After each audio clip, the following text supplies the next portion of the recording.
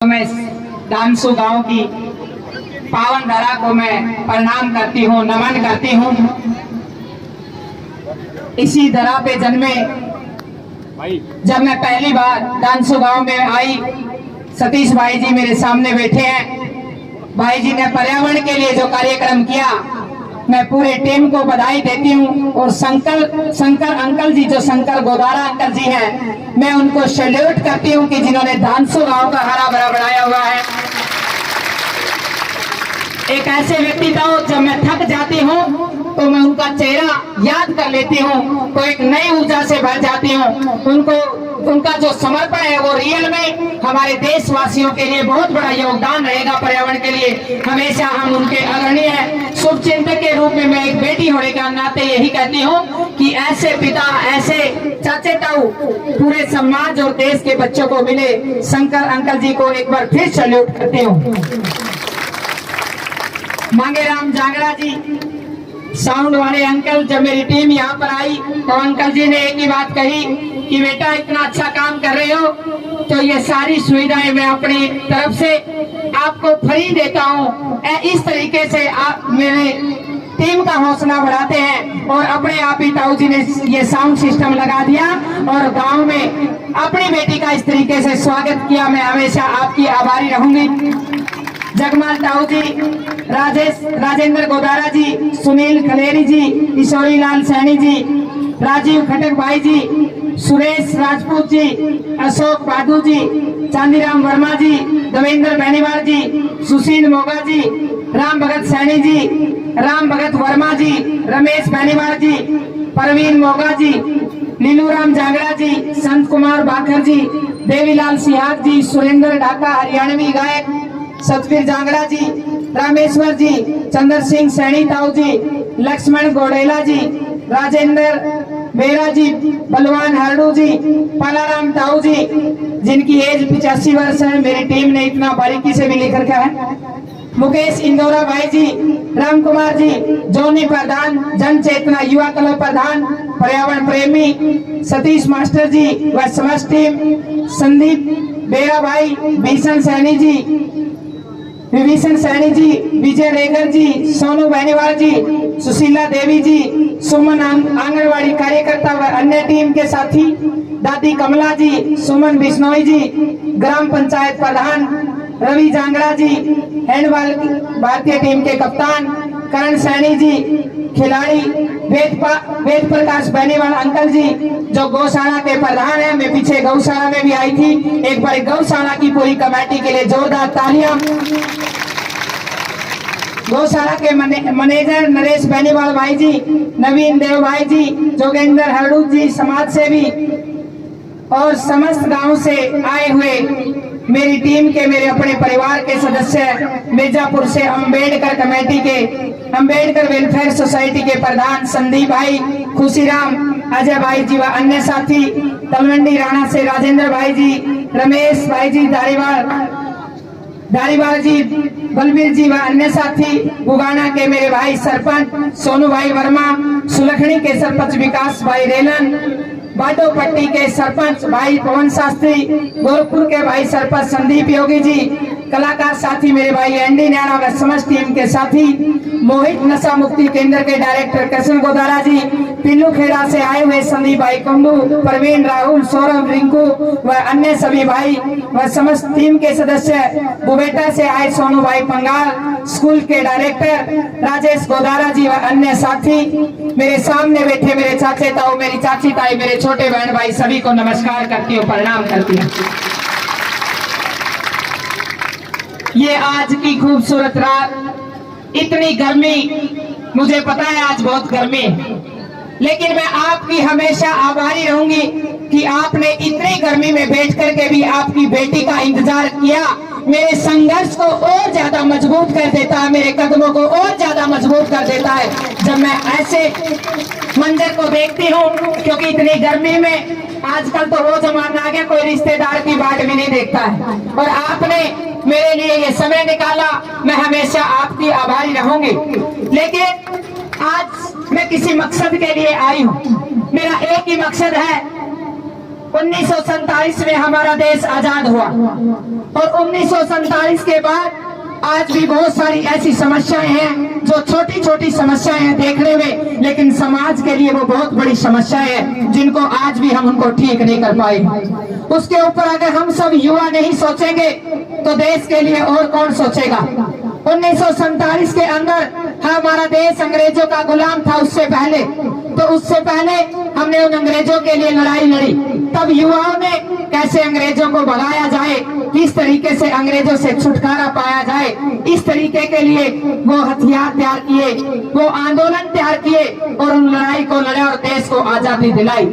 लेकिन आज जब मैं समाज के अंदर देखती हूँ तो बहुत सारी समस्याएं भी हैं और बहुत सारी ऐसी समस्याएं भी हैं जो एक इलाके का विधायक दूर कर सकता है और कोई दूर नहीं कर सकता। लेकिन मैं एक बात कहती हूँ आज इस डांसू के इस मंच से कि आज तक बरवाड़ा को कोई ऐसा विधायक नहीं मिला है जो इस इलाके की समस्या को ठीक कर दे। आज तक मुझे देखने भी नहीं आया।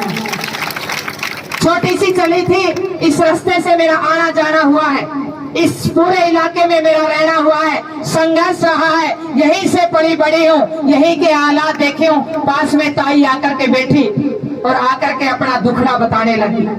कह रही बेटा बहुत पापड़ बेले हैं, पढ़ाई लिखाई बचपन में मैंने करी नहीं, घर वालों में पढ़ाई नहीं, गरीबी की हालात थी, घर में बहुत सारे बहन भाई थे, जीवन में बहुत समस्या रही, जीवन में मेरे ख्याल से जीवन साथी भी नहीं रहे और बच्चों को पाला, शायद पढ़ी लिखी होती तो बच्चों को और अच्छी से परवरिश कर लेती। जब भी मैं किसी गांव के विद्यालय में जाती हूँ, खास करके सरकारी स्कूल के अंदर, मुझे वो व्यवस्था नहीं मिलती। आज 1947 के बाद आज भी हम अच्छे स्कूल नहीं बना पाए, ये बहुत बड़ा सोचने का विषय है। अरे गरीब का बच्चा, जो मेरे जैसे विधवा माँ की बेटी, वो प्राइवेट स्कूल में नहीं पढ़ सकती, उसको एक सरकारी स्कूल की अच्छी व्यवस्था बहुत जरूरी है। लेकिन जब सरकारी स्कूलों के अंदर जाते हैं, मेरी टीम ने काम किया तलवंडी के अंदर, तो मुझे सुनने में आया कि उस तलवंडी स्कूल की सारी बिल्डिंग जर्जर हो रखी है और उस सरकारी बिल्डिंग में बच्चे पता नहीं कब जाएंगे, पता ही नहीं चलेगा। और फिर दो ही शब्द आते हैं कि भाई हम इसके ऊपर अपने भाव व्यक्त करते हैं, रोष प्रकट करते हैं। अरे जिसके बच्चे इस दुनिया से चले जाते हैं उनसे पूछ के देखो। हमारा शिक्षण संस्थान सबसे पहले हमारी गांव की सबसे बड़ी जरूरत है, लेकिन मेरी टीम ने बताया कि उसकी ग्रांट आई हुई है लेकिन रुकी हुई है।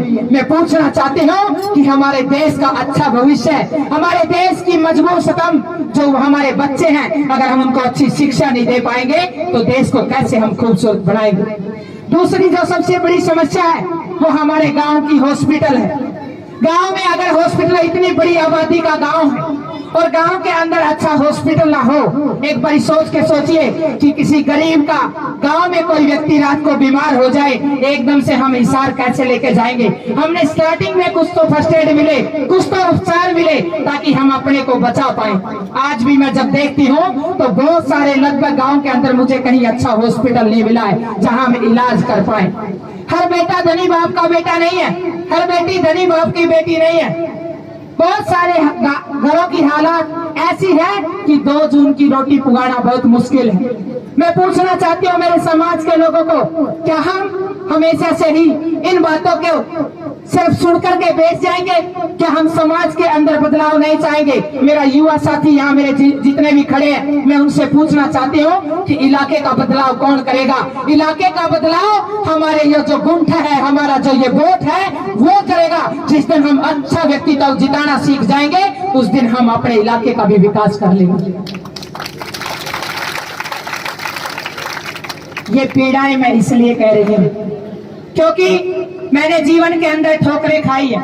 12 साल की उम्र में पिता का इस दुनिया से जाना, सिर पे रोटी ढोना, अपनी विधवा माँ को, बीमार माँ को चारपाई से उठाना, अपने बहन भाइयों को स्कूल में भेजना, घर का खर्चा चलाना। 50 रुपए में घर के सारे मसाले 5 दिन के लेके आते थे, अखबार में आते थे बोझ के। कभी किलो नहीं खरीद के देखे। घर की हालात बहुत खस्ता थी। 5 रुपया का पानिया का था, अखबार में बोझ के ले आ करते। कितने भाई हैं जहाँ हल्दी लेके आ रखी होगी? मैं तो उस घर की बेटी हूँ जहाँ से 5 रुपए की 2 चम्मच हल्दी लेके आते थे, थोड़ी थोड़ी डालते थे। वो हालात मैंने अपने घर में देखी है। ये दर्द मैंने अपने जीवन के अंदर देखा है। अपनी विधवा माँ एक ही बात कहना चाहती हूँ कि मैंने वो संघर्ष भी देखा है कि तनख्वाह आती थी तो पूरी मिलती नहीं थी और इंतजार करते थे कि किस तरीके से घर की रसोई चलेगी, कैसे अपने बहन भाइयों की फीस पूरी करूंगी। अरे मैं एक ही बात कहना चाहती हूँ कि 1947 में देश आजाद हुआ, आज भी हम फ्री शिक्षा और फ्री चिकित्सा नहीं दे पाए, तो ये सोचने का विषय, ये विचार करने का विषय है। मेरा अपना मानना है कि हम सब युवाओं ने, हम सब देश के वासियों ने, मैं एक ही बात पूछना चाहती हूँ, घर जाकर के सारे बहन भाई अपनी कॉपी पेन उठा लेना। मेरा ये मानना है कि हर घर का खर्चा लगभग 10,000 रुपए होगा, लगभग होगा 10,000 रुपए महीना। तो हम सरकार को कितना टैक्स देते हैं, एक बार सोचिए, एक बार मैं पूछना चाहती हूँ। कम से कम हम 2,500 रुपए एक घर का व्यक्ति टैक्स देता है। ये तो मैं रसोई का खर्चा बता रही हूँ, लेकिन हम गाड़ी खरीदते हैं, मोटरसाइकिल खरीदते हैं, हम खेती का सामान खरीदते हैं, पता नहीं कितना सामान आता है। अगर उसके ऊपर टैक्स बढ़ा के अगर अपने गांव का टैक्स भी जोड़ लिया जाए तो 1 महीने का टैक्स भी पूरे 5 साल में अपने गांव के अंदर नहीं लगता है। ये बहुत बड़ा विचारणीय विषय। एक बार कल्पना करके देखे, हमारा पैसा भी हमारे ऊपर नहीं लगता है और हम बड़े बड़े लोग जब भी चुनाव का मौसम आता है, जब भी ऐसा मंजर आता है, तो हम ताड़ी बजा करके खाली हाथ बैठ जाते हैं। बहुत सारे बच्चे मेरे पास आते हैं, दीदी मैं गरीब का बेटा बेटी हूँ, मैं पढ़ना चाहता हूँ, मैं गरीब का बच्चा हूँ, मैं खेलना चाहता हूँ, मेरे पास कपड़े नहीं है, मेरे पास ड्रेस नहीं है, मैं आगे बढ़ना चाहता हूँ। और ये सच्चाई है, मैंने धानसू गांव में देखा, मैंने इतने टैलेंटेड बच्चे कहीं नहीं देखे, चाहे खेल का क्षेत्र हो, चाहे वो कला का क्षेत्र हो, चाहे वो पढ़ाई का क्षेत्र हो। अगर हम इसके ऊपर विचार नहीं कर पाए, मुझे पता है एक दिहाड़ी और मजदूरी करके बच्चे नहीं पढ़ाए जा सकते। मैं आज एक ही बात कहती हूँ, मेरी ये आवाज सरकार तक भी जानी चाहिए। कोई भी सरकारें हो, शिक्षा और चिकित्सा दोनों फ्री होनी चाहिए, ताकि किसी गरीब का बच्चा भी पढ़ पाए और किसी गरीब के व्यक्ति को भी इलाज मिल पाए। कल ही मेरे पास एक भाई का फोन आया, अनीता बहन जी मेरे पिता के बहुत बड़ा ऑपरेशन हुआ है। मैंने कहा ठीक है भाई जी, बोला सरकार ने जो छूट रखी है मैं वो भी पैसा लगा चुका हूँ, जो योजना बना रखी है वो पैसा भी लग चुका है, और मेरे पिता अब भी ठीक नहीं हुए हैं, और मैं कैसे मेरे पिता का इलाज कर पाऊँ। मैंने हिसार सिविल हॉस्पिटल में फोन मिलाया, मैंने पूछा कि आपके पास बेड की सुविधा है, ऑक्सीजन है, कि आप किसी व्यक्ति को ऑक्सीजन पे रख पाए, क्योंकि उनसे सर्वोदय हॉस्पिटल का खर्चा नहीं पूग रहा है। 20,000 रुपए एक दिन का लगता है। रोने लग गया वो भाई कि मैं पिता को कैसे छोड़ूं, मैं पिता के इस दुख को भी नहीं देख सकता। लेकिन बहन जी अगर मैंने पिता को यहाँ रख लिया तो मेरी जमीन भी बिक जाएगी।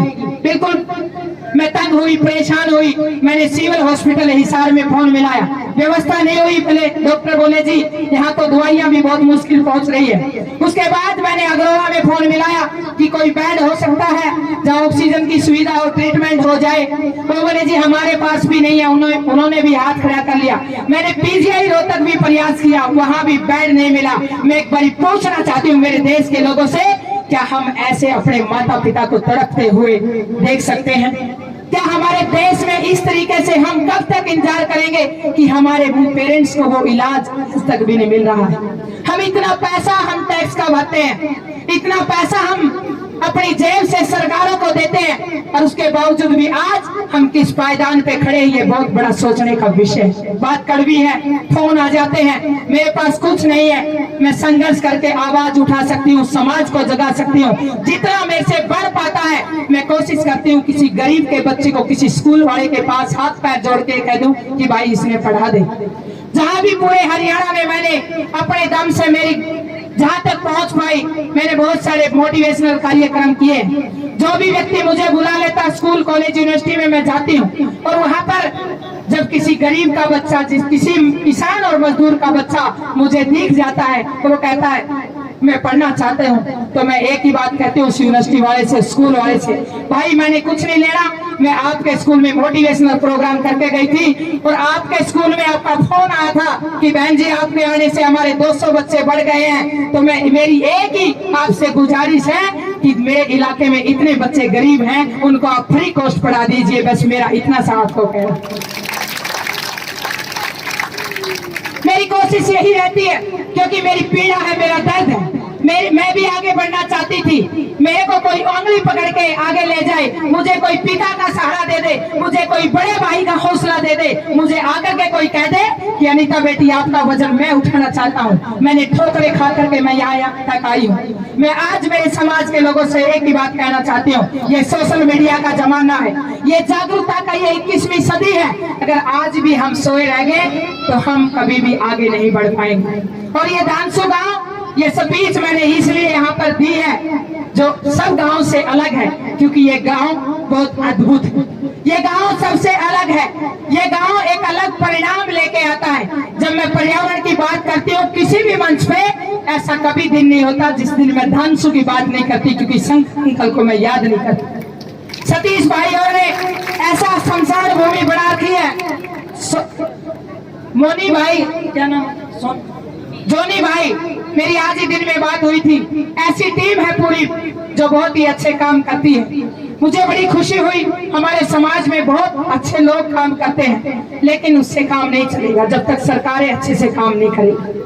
और आज इस गर्मी के दौर में मैं इतना जरूर कहना चाहूंगी कि आप पर्यावरण के प्रति जरूर सचेत हो, क्योंकि आप तो हैं, लेकिन आसपास के लोगों को भी जरूर सचेत करें, क्योंकि ये आने वाले समय के लिए बहुत बड़ा विषय होने वाला है। धरती माँ पुकार रही है, इतनी गर्मी है, ऐसे हालात हैं। आज मैं सुबह चली थी, सुबह में जाजनवाड़ा गई, जाजनवाड़ा से फिर मैं शिवानी के पास गांव नड़ोई पड़ता है, वहां कार्यक्रम में, इसीलिए मैं यहाँ आने में देर हो गई।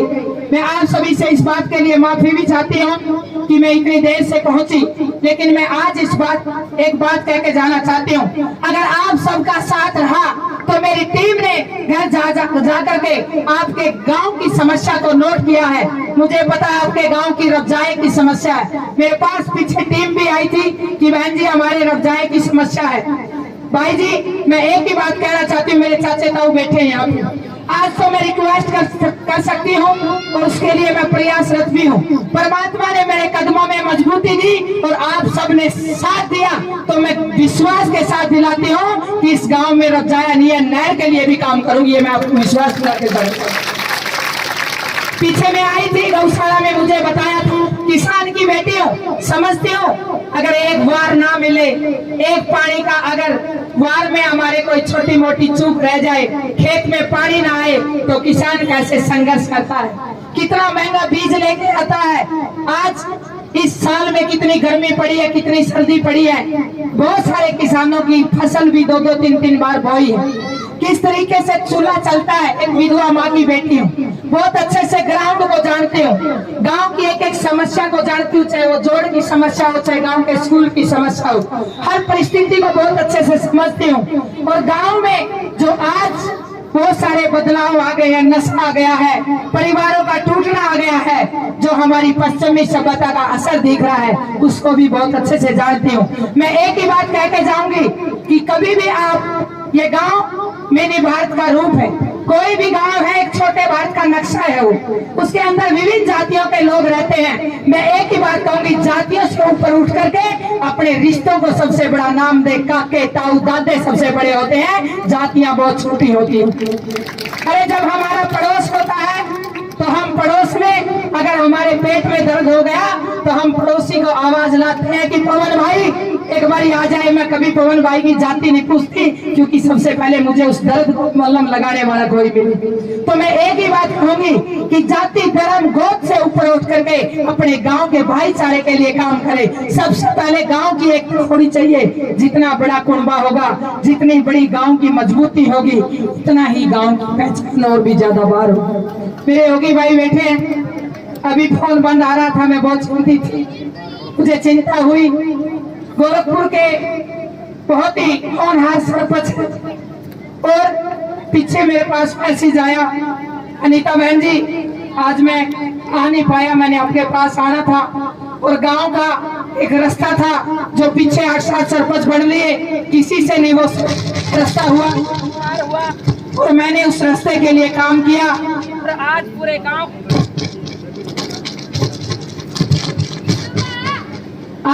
गांव को 1 करोड़ की की राशि सैंक्शन हुई और मैंने उस रास्ते को पूरा कर दिया। ऐसे युवा हमारे सरपंच है। और एक दिन मैंने फोन किया, मैं योगी भाई जी क्या कर रहे हो? बोले बहन जी मेरा चौतरा फोड़न लग रहा हूँ, पहला मेरा फोड़ूंगा बाकी सारे गांव के फोड़ाऊंगा ताकि गाड़ खुली हो जाए। ऐसे हमारे युवा सरपंच हैं। ये कह रहे कि मुझे कोई डर नहीं, अगली बार मैं सरपंच बनूं या ना बनूं, लेकिन जो गांव के ऐसे काम है, जो गांव की गलियां आज छोटी छोटी हो गई है, मैं उनको सुधारने का काम करूंगा। और सबसे बड़ी बात योगी भाई की एक ही बात कहते हैं, बहन जी मेरे गांव में नशे को खत्म करके रहूंगा, उसके लिए भाई जी बहुत बड़ा काम कर रहे हैं। ऐसे भाइयों को मैं सैल्यूट करती हूँ। और मैं तो ये कहती हूँ भाई जी अगली योजना में मैं तो आपको मंत्री देखना चाहती हूँ, किसी विभाग के मंत्री हो गए तो वहां पर और भी बड़ा बदलाव होगा।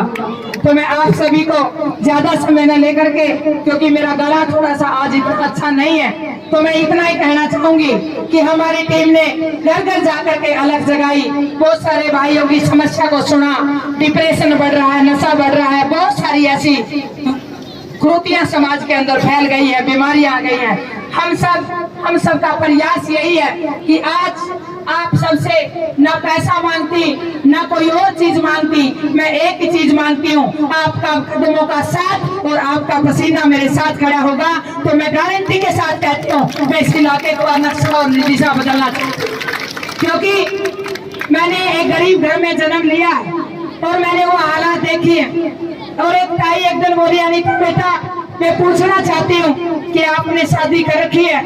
मैंने कहा ताई ये बात तो आपने बहुत गंभीर पूछ ली। मैंने कहा जब मेरी शादी की उम्र थी तो मैं घर के हालातों में दबी हुई थी, सब बहन भाई छोटे थे, माँ चारपाई पे थी, घर में खाने के लाले थे, पता नहीं कब समय बीत गया।